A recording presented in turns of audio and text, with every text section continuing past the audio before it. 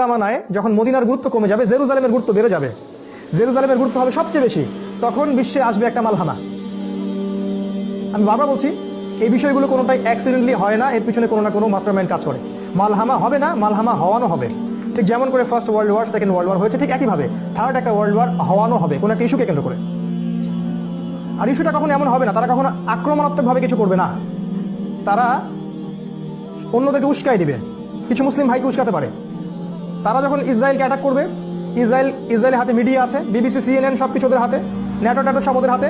ওরা বিশ্বকে দেখাবে যে আমরা আসলে সন্ত্রাসের বিরুদ্ধে যুদ্ধ করছি, আমরা নিজেদের আত্মরক্ষার স্বার্থে এটা করছি। এভাবে তারা যুদ্ধের সূচনাটা করবে। আল্লাহ রাসূল বলছেন, মালহামা যখন শুরু হবে, তখন সারা বিশ্বের প্রতি 100 জনের মধ্যে 99টা মানুষ মারা যাবে। ইন্না লিল্লাহি ওয়া ইন্না ইলাইহি রাজিউন।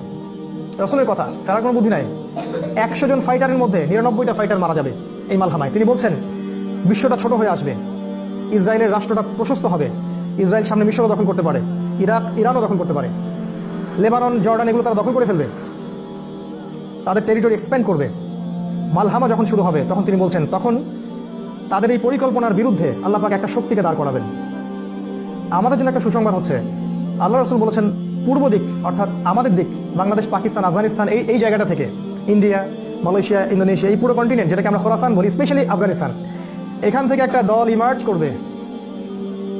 কিছু ভাই বের হবেন মুজাহিদ, তারা ইমামুল মাহদির সাথে যোগ দিবে।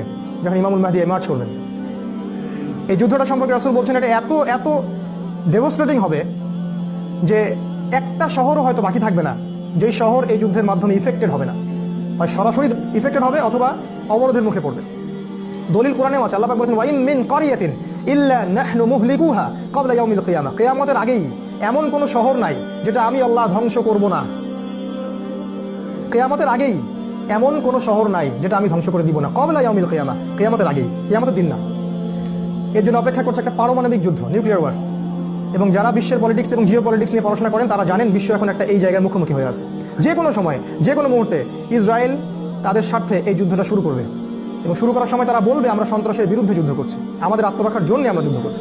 তারা বলবে না আমরা এগ্রেসিভলি যুদ্ধ করছি, না। তারা তো বোকা না। 100-150 বছরের প্ল্যান তারা এখন বাস্তবায়ন করেছে। কারণ তাদের অ্যাম্বিশন হচ্ছে তারা জেরুজালেম থেকে বিশ্ব শাসন করবে, এবং সেটা তারা করবেও, কিন্তু সেটা নকল মাসিহ দাজ্জালের হাত ধরে, সত্যিকারের মাসিহের হাত ধরে নয়।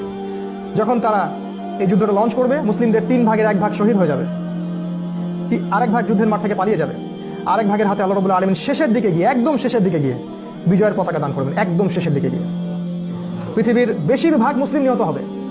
আমাদের মা বোনদের কি হবে আমরা জানি না। আমরা যে বড় স্বপ্ন তৈরি করছি, vision 20, 30, 50, 60, you are living in Disneyland. আপনি স্বপ্নের স্বর্গে বাস করতেছেন। এরপর যেটা হবে, ইমামুল মাহদিকে ঘিরে ফেলবে ইহুদিরা। একটা হাদিস বলে শেষ করছি, ইহুদিরা ঘিরে ফেলবে। আল্লাহ রাসূল বলেছেন, লা তুকাতিলুন্নাল ইয়াহুদ, মুসলিমরা তোমরা অবশ্যই ইহুদিদের সাথে যুদ্ধ করবে। হাত্তা, এমনকি ইহুদিরা যদি গাছের পিছনে লুকায়, পাথরের পিছনে লুকায়, পাথর কথা বলবে, ইয়া মুসলিম ইন্না ওয়ারাল ইয়াহুদ তাআলা ফাকতুলু, আমার পিছনে ইহুদি আছে, আসো কে হত্যা করবে। কারণ জড়বস্তু পর্যন্ত ওদের জুলুম দেখতে দেখতে অতিষ্ঠ হয়ে যাবে। আল্লাহ পাক ইমামুল মাহদি এবং মুসলিমদেরকে যখন তারা ঘিরে ফেলবে, সিরিয়ার দামেশকে, সাদা মসজিদের ভিতরে, আল্লাহ পাক তখন ঈসা আলাইহিস সালামকে আসমান থেকে পাঠাবেন, সত্যিকারের মাসিহ, সত্যিকারের মাসিহ। এবং এই মাসিহকে দেখা মাত্রই নকল মাসিহ দাজ্জাল সে গলতে শুরু করবে। কারণ আল্লাহ রাসূল বলেছিলেন, মালহামা যখন শুরু হবে, ঠিক তারপরেই দাজ্জাল বের হবে, মানে মানুষের রূপে দাজ্জাল বের হবে। এরপর ঈসা আলাইহিস সালাম দাজ্জালকে হত্যা করবেন, ইহুদিদেরকে হত্যা করা হবে। যারা জিজিয়া দিবে, যারা ইসলাম গ্রহণ করবে, তাদের কথা আলাদা। ঈসা আলাইহিস সালামের প্রতি অনেক ঈমান নিয়ে আসবে, তারাও ইসলামের সাথে একটা ভালো সম্পর্কের মধ্যে থাকবে। ঈসা আলাইহিস সালাম 40 বছর পর্যন্ত পৃথিবীতে জীবিত থাকবেন। তিনি বিয়ে করবেন, তার সন্তান হবে, তার মৃত্যু হবে, এবং আমাদের নবী বলছেন তাকে আমার কবরের পাশে দাফন করা হবে। এরপরে মানুষ আবার খারাপ হওয়া শুরু করবে, এবং এমন খারাপ হবে মানুষ যে মসজিদের সামনে অথবা বাড়ির সামনে, রাস্তায়, বাজারে মানুষ জেনা করবে গাধার মতো, পাবলিকলি। যেটা এখনো হচ্ছে, কিন্তু আরো ব্যাপকভাবে হবে। এই মানুষগুলোর সামনে হঠাৎ একদিন কিয়ামত হবে, হঠাৎ, কোনো সারা শব্দ ছাড়াই, কোনো পূর্ব সতর্কতা ছাড়াই, সকালবেলা, যেদিন সূর্য পশ্চিম দিক থেকে উঠবে। এই পুরো প্রসেসের মধ্যে সবচেয়ে বড় যে মাস্টার মাইন্ড, এই পুরো যে প্রসেসটা আমি বললাম, এর সবচেয়ে বড় যে মাস্টার মাইন্ড, সেটা হচ্ছে দাজ্জাল। আমাদেরকে চিনতে হবে দাজ্জাল কে, দাজ্জাল কারা, দাজ্জালের অনুসারী কারা, কে তাদের দাজ্জালের পক্ষ হয়ে সারা বিশ্বে কাজ